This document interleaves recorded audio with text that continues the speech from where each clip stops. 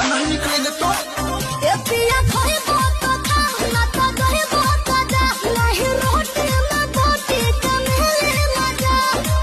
बुझे ना है लछमी हो काहे न बुझल अरे हमर बतिया सुन रे सुनावा गज बेडारामा कइले बारू मलकिनी हो कैसा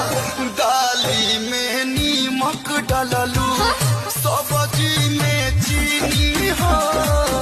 दाली में नीमक डाललू जो मिले तो तुम खाइए खाते जाए हर कैसे बोले हो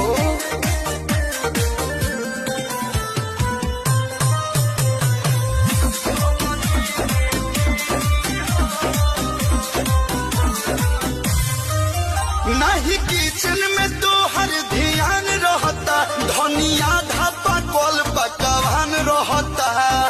देखो तो लोग कैसे बा आज मोह